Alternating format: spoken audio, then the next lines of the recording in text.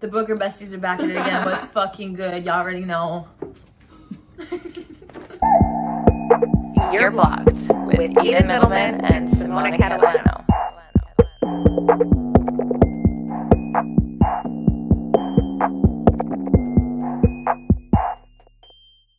My sister was like, yo, why do you guys wear the same clothes for like 4 videos? Because we're efficient. Efficient, effective, we don't live talented. together yet, so we have to record 18 episodes in one day. Or we just don't have clothes. Yeah. Send us some clothes. Send us some clothes, tag people, comment, Cash App us. Like, why don't we have a Cash App? We're struggling. We're starting so many rumors. I mean, not that there isn't but it enough came from out the there. source. It came from the source. This is our narrative. We're running it. This is what we want you to We think. control you. I control the media. The media doesn't control me. When you think you had a shot, but the shot really had you. Oh, this is the best intro we've ever done. Who needs Botox when you laugh for 2 minutes straight? That's why I need fucking We Botox. li- There's creases in my face, bro. Creases. Any guys. I meant anyways. Any guys, so vibe. If I lifted up my arm right now. It would be the 50 Shades of Grey. Actually, no. Bro. What What happened? Did I get Botox in my underarms? I think you did. Oh my god, I love that for me. All right, so today we're going to be talking about attachment versus connection. How to know what's what and what are they What's good, what's bad. and what are you feeling? What is it? Let's identify. Who am I? Who What are we? you? Attachment and connection, I think, oftentimes get confused. A lot of the time, I feel like we create attachments towards people that we like because we are so focused on ourselves and we want it to work out for us that we become fixated on this person. And like you've said multiple times, we romanticize them to a certain degree. When you're in an attachment relationship, it kind of looks like you are dependent on this other person for something. So you're not, Always. yes, and you're not being your authentic self. So like, let's say I'm talking to a guy and I send him a message. Like, let's say it's a little bit riskier. Let's say I like say something and I'm like, ooh, if he like doesn't respond immediately, if he doesn't give me that same energy back, I'm like, oh my God, why did I say that? Why did I do this? Like, I'm so dependent on that other person Right.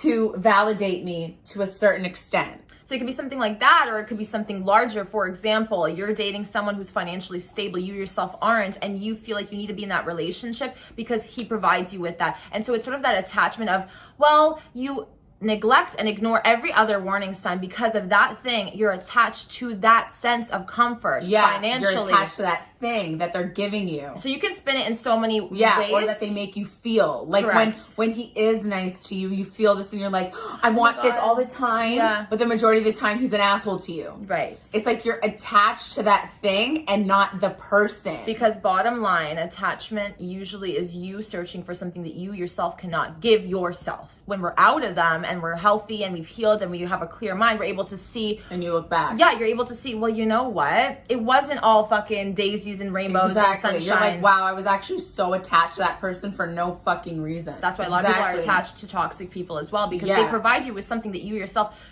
don't want to give yourself, don't care to give yourself, or don't know that you are searching for that in other people. Or don't know how to give yourself. Correct, yeah. Or you like want a particular outcome. Do you know what I mean? And just to put it out there, it is very, very, very difficult. We know, we've been there. It is not easy to just be like, oh, I'm going to look for it myself. Like, jump inside and like look around and see what you can find. No, it's a lot of work. It takes dedication, energy to do that for yourself. And that is, again, growing. We always talk about that. It's something that you need to get locked down or at least be on the journey to finding yourself and figuring out how you can provide yourself with everything that you need and want rather than looking for that in a human being. In another person, exactly. Let's say you're a girl who's been single for 5 years and you really, really want a relationship. You want a relationship. That is the thing, the outcome that you want. And you go on a date with a guy and you try to convince yourself, even though you know he's not really like the one, but you want a relationship so badly. Like he's nice and, you and want like everything's it, okay. You want it right now. You are so attached and like convincing yourself to make him be that person for you when he's totally not. Right. So you're just attaching to him because you want that outcome. And you're willing to settle and like lower your standards just to have that relationship. It's an attachment to the person versus, now we're going to get into connection. Connection is security, is safety, it is true compatibility. You have an emotional, mental, physical. Yes. I mean, the connection, you can definitely break it into all of them. The ideal is to make sure that you have a connection in all aspects, right? Mental, emotional, and physical connection. The energy, the spark, all of that stuff. Exactly. That I believe to a degree, either you have it or you don't. Yeah. I think you can build connections with people on surface level things. I don't think that you can actually build emotional, mental connection like that. You don't have to actively seek it because it's either there or it isn't. Exactly. Do you get what I'm saying? Yeah. You know, you have that good, strong connection with someone almost immediately off the bat. It's not something that you think we can just go with the flow and develop it type of thing. Right. Like, have you ever it's met either there or it's not, kind of like Absolutely. sexual chemistry. That's exactly what I was going to say. The one thing that I think we should highlight and really emphasize here is sometimes the idea of a connection and attachment can be blurred. Like, you might think that you have a connection, but it's really an attachment. Exactly. And that is always. And I think that the majority of us have experienced that. Yes. We're like, fuck, we have such a connection. Connection. It's so Oh my good. God. And it's like, no, bitch, you're in a fucking attachment with this person because they're not adding value to your life. You think they are because you're lacking in whatever it is that you're searching in this person for. And you actually sometimes don't even actively think of that. But that's why it's so vibe right now. So vibe. That's why it's an attachment, because they're providing you with something that you lack. So now you're dependent on that person to give it to you, and that creates a codependency. That's why attachments are awful. Attachments are like all ego driven too. It's also scary to be in a relationship where it's based off of attachment, because what happens is you almost feel like, I cannot get this anywhere else. No other partner will be better. And that is scary because you stay and you put up with that. And because it's like a drug. They're providing you with what you're lacking or what you're craving. And Or therefore, what you want. What you want. And therefore you feel, hey, I don't need to work on myself. Hey, I don't need to pause for a minute because I need to be perfect. I need to keep this person. I need to do whatever I can. Then your brain is working from fear, not from love. And I think that attachment is fear-based, and I think that connection is love-based, right? And nothing good comes out of a fear-based situation, Exactly. period. Because you're scared of losing that person, that thing that they're giving you. So you're like trying to morph yourself into this person to keep this thing. You accept and it's things, so yep. toxic. Whereas connection, obviously you flourish in a connection. You're challenged, you're growing, you're evolving. All of these good, positive benefits are coming out of this connection with that person. And I think that in order to really reap the benefits of a good connection, you need to be on that journey of self-discovery and taking care of yourself. Because I think that that's when you're able to see that connection and really flourish. And that's like where you you're said. able to create a connection. You're able to create a connection when you're on that journey of self-discovery, because you're aware of what a connection is, what it looks like. Whereas when you're in your early 20s, or like even if you're in your middle 20s to late 20s and you haven't started that path of self-discovery yet, everything is going to be attachment based. What can I get? What can you give me? Yes, you're searching outside of yourself. You're hunting. You're literally hunting. You're hunting, and you'll never ever create a connection that way.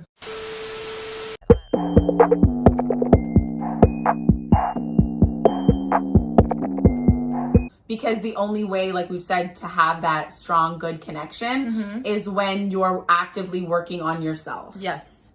There's no other way to put it. I feel like a lot of us have experienced, or maybe you are, in an attachment-based thing. And I think that the first step is obviously identifying that. Identifying, what are you in, an attachment or a connection? How can you identify that? Maybe we'll break that down. Personally, I think it doesn't add value to your life. Doesn't make you a better person. It's like a false sense of placebo, security. yeah. It's a false sense of security. It's a false sense of a connection. It's trying to be a connection, but it's not. It's a fraud. It's a fraud. Fraudulence. Attachment is a fraudulent client. But maybe it looks like a guy that you've been with for 5 years, okay?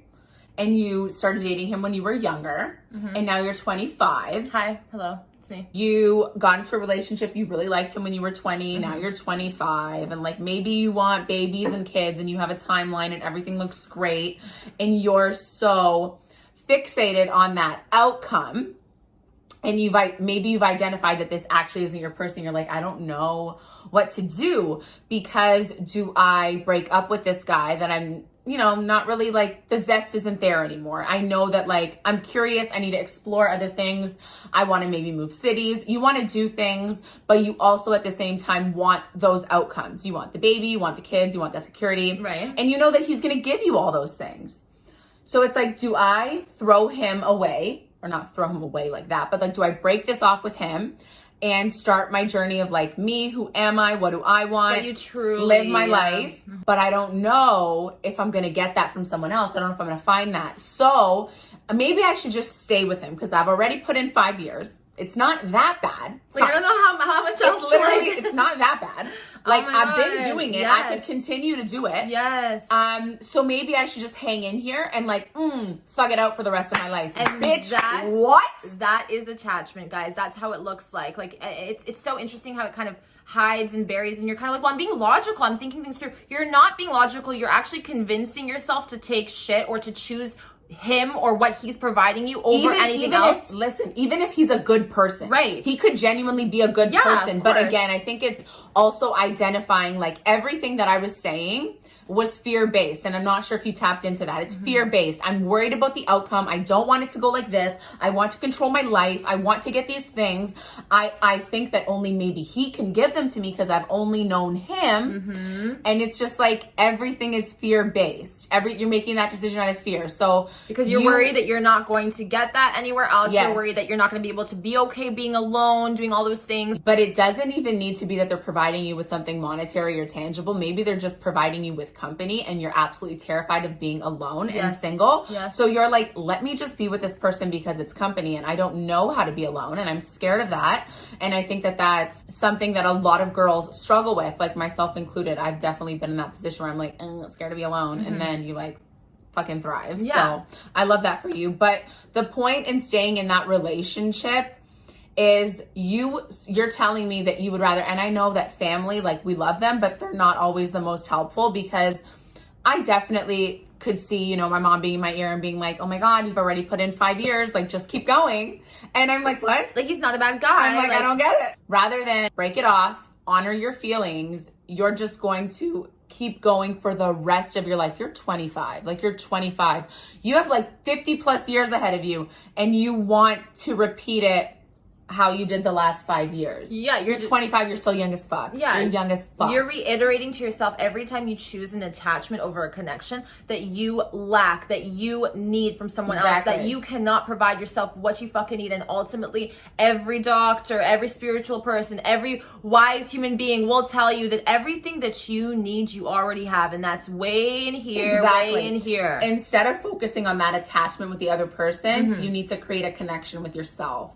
Mic fucking drop. Mic fucking drop. Okay, bitch? Connect with yourself. And on that note, guys, thank you so much for watching. Let us know how you feel, what your thoughts are in the comments. We love hearing from you guys. And we really do. Like, you guys we really do. We really do. We read those comments. We be liking them. We be all up in there talking to you. So, like, please like, comment, share, help us out, repost us, hit us up on the fucking gram. Thank you guys so much for watching. Don't forget to comment, like, and subscribe. Hit the bell for notifications. And we'll see you back here very soon. Bye.